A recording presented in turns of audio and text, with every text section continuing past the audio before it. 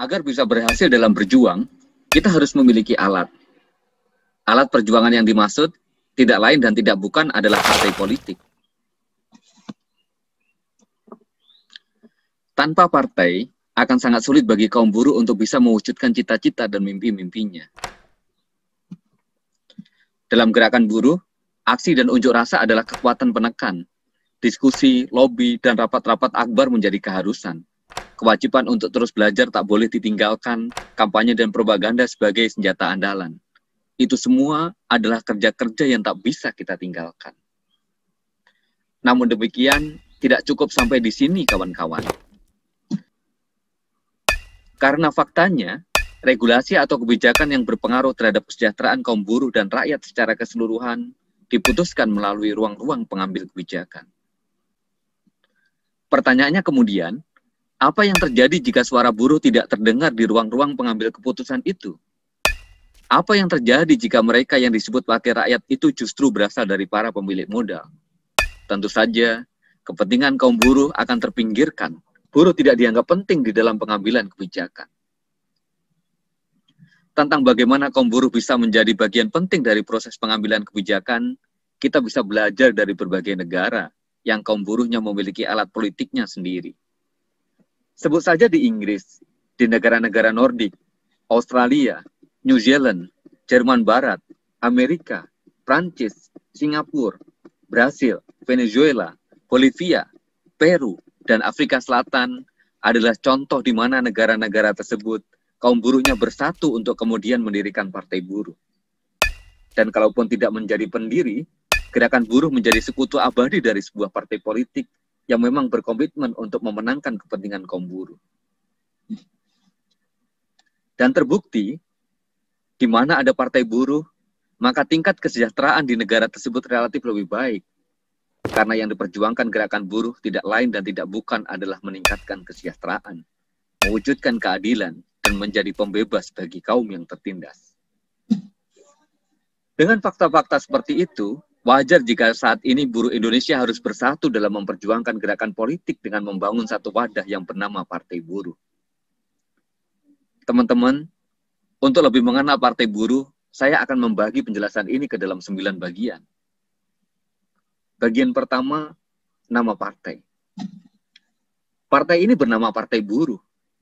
Sesuai dengan namanya, konstituen dari partai ini adalah buruh pabrik, buruh tani, buruh kantor, buruh nelayan, guru honorer, tenaga honorer, guru swasta dan guru PNS, buruh perempuan, perempuan termarginalkan seperti ibu jamu gendong, ibu tukang sayur, ibu penjual nasi, disabilitas atau penyandang cacat, anak muda yang progresif, PKL dan pedagang asongan, buruh informal, tukang ojek atau ojol, tukang becak, sopir angkot, bidan, perawat dan tenaga kesehatan lainnya, miskin kota, miskin desa, dan masyarakat adat, penggerak lingkungan hidup, penggiat HAM, ibu PKK, ibu jumantik, tukang bakso, penggiat koperasi, pelaku UMKM, pengusaha muda usaha kreatif, pelaku usaha multi-level marketing, anak muda, pelajar, mahasiswa, anak band, seniman, dan olahragawan. Mereka itulah yang akan menjadi konstituen dari Partai Buruh.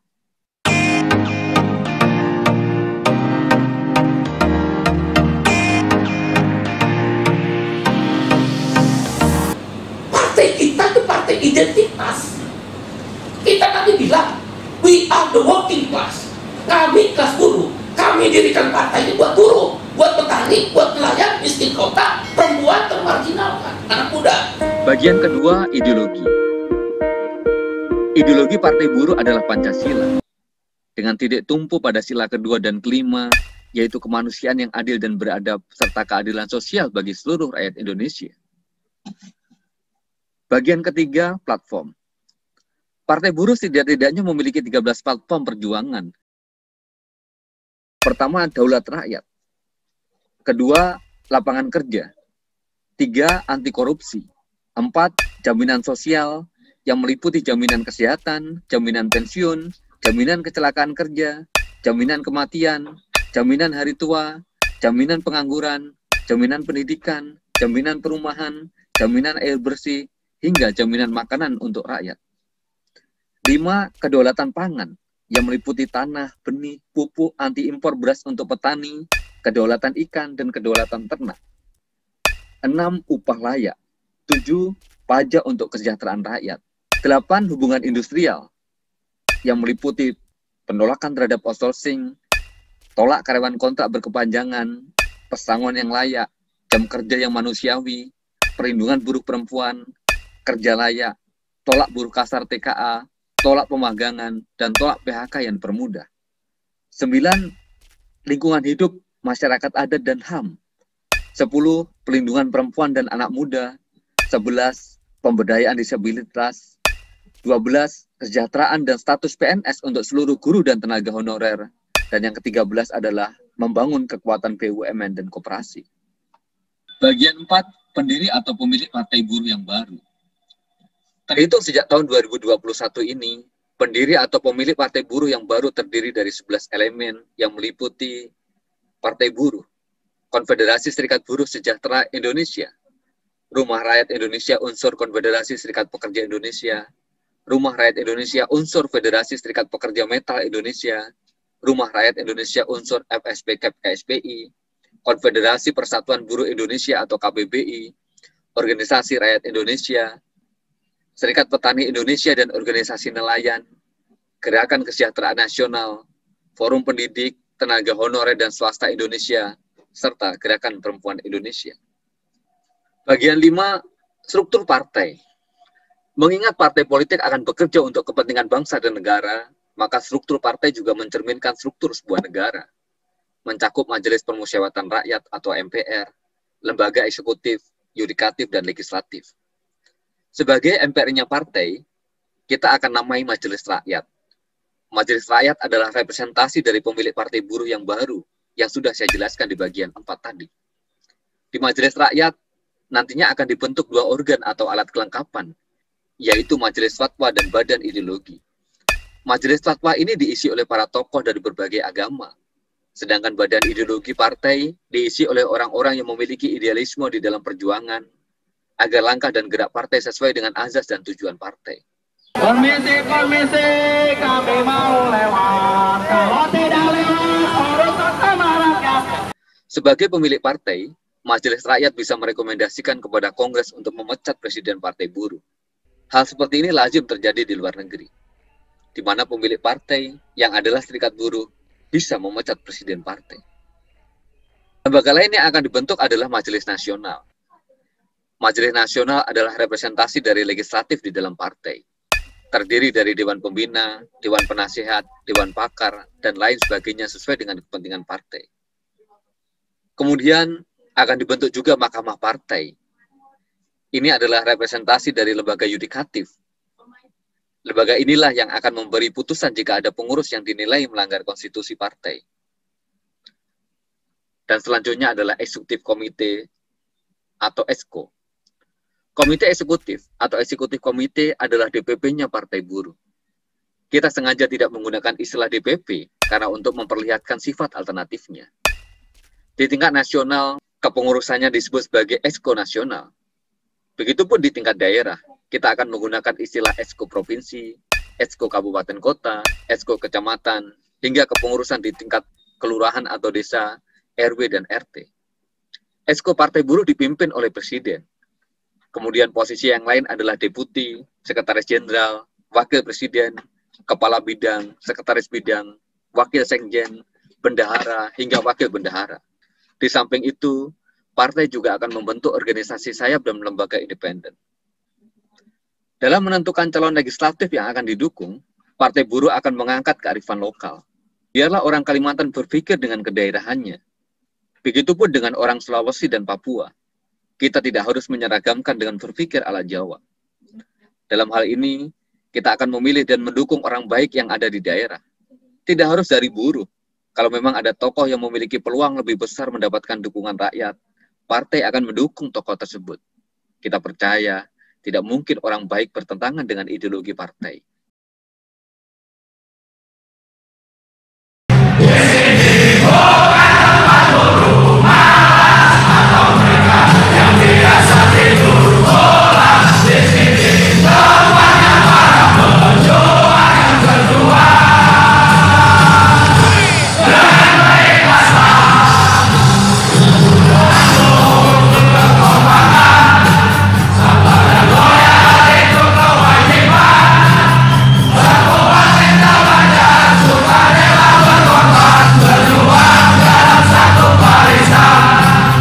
Beberapa kawan mengusulkan, untuk pertama kalinya, Presiden Partai Buruh yang baru adalah Said Iqbal. Sementara itu, usulan untuk ketua, pendiri atau pemilik partai adalah Sony Bujisasono. Sekretaris Jenderalnya adalah Agus Supriyadi, dan Ketua Dewan Penasihat adalah Yohanes Darta Pakpahan. Nama-nama lain yang juga diusulkan untuk menjadi pengurus di tingkat nasional adalah Ilham Syekh dari KPBI, Raden Abdullah dari Gekanas, Freddy Darmanto Ahmad dari ORI, Henry Saragih dari SPI, Didi Supriyadi dari Guru dan Tenaga Honorer, Ramidi Sabda Penawajati dari KSPI, Mira Sumira dan Nani Kusmaini dari tokoh perempuan, dan masih banyak tokoh pergerakan lain yang diharapkan bisa memimpin partai ini. Bagian ke-6, struktur pengurus daerah. Terhitung sejak tahun 2021, yang akan duduk menjadi ketua atau sekretaris pemilik atau pendiri partai buruh yang baru di kepengurusan Esko Provinsi, Esko Kabupaten Kota, dan Esko Kecamatan adalah organisasi pendiri partai yang memiliki jumlah keanggotaan serta membayar iuran terbesar di daerah tersebut. Bagian ke-7, hal-hal yang akan diputuskan Kongres.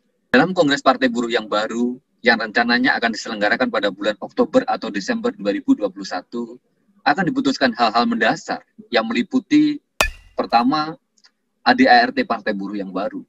Kedua, kepengurusan dan struktur Partai Buruh yang baru, mulai dari tingkat nasional, provinsi, kabupaten kota, kecamatan, kelurahan atau desa, RW, dan RT. Ketiga, platform Partai Buruh yang terdiri dari 13 isu perjuangan. Keempat, program kerja Partai Buruh.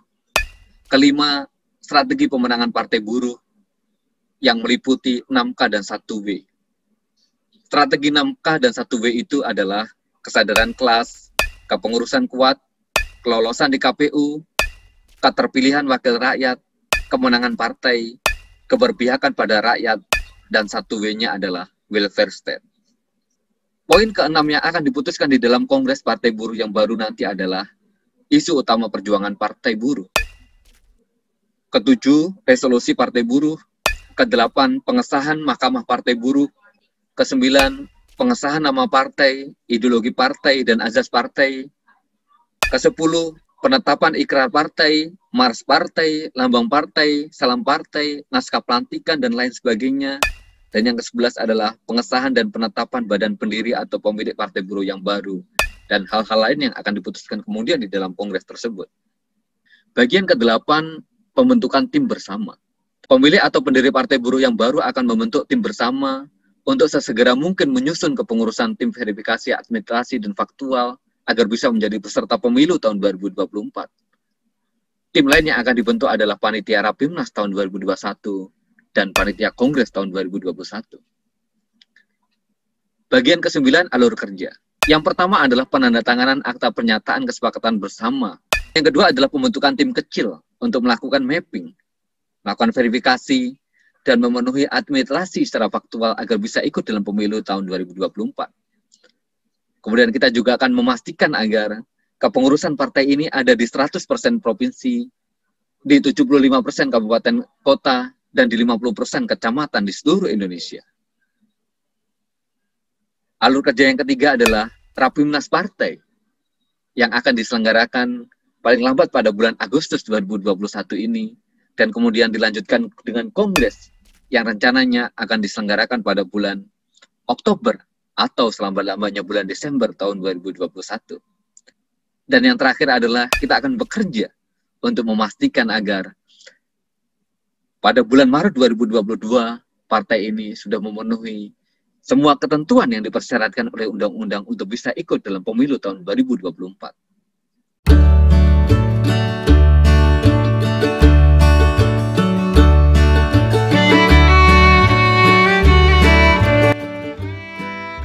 Kawan-kawan semua, demikian selayang pandang mengenai Partai Buruh yang baru. Semoga setelah menyimak penjelasan tadi, kawan-kawan lebih mengenal Partai Buruh. Kemudian setelah mengenal, menjadi semakin paham dan kemudian bersama-sama membesarkan dan memenangkannya. Bersiaplah untuk membangun perjuangan gerakan politik bersama Partai Buruh, sebuah partai identitas yang didedikasikan untuk rakyat kecil.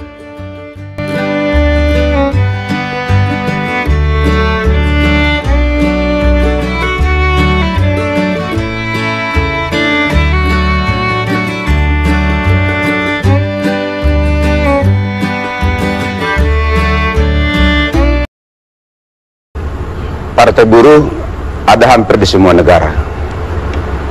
Dan semua negara yang makmur rakyatnya pasti hasil gerakan buruh. Karena itu kami mau mendiri itu di Indonesia, dan tidak berarti hanya komunitas buruh yang diperhatikan oleh Partai Buruh, tapi 3 komunitas utama rakyat Indonesia: buruh, petani, dan nelayan.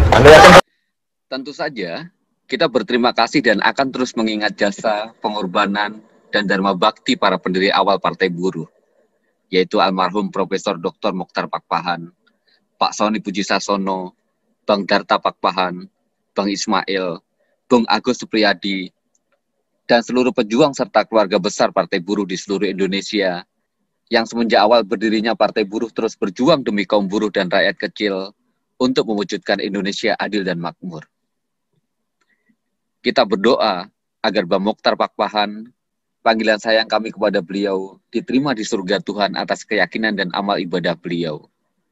Orang yang ketika ajal akan menjemputnya tetap berpesan, bersatulah kaum buruh, dan jadikan Partai Buruh sebagai alat perjuangan politik kaum buruh di Indonesia dengan azas welfare state.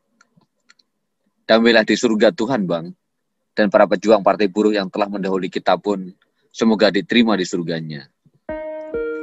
Profesor Dr. Mochtar Pakpahan dan Pak Sony Pujisasono adalah 2 tokoh awal Partai Buruh yang tak pernah lelah untuk menjaga keberadaan Partai Buruh agar tetap eksis secara konstitusional di Republik ini.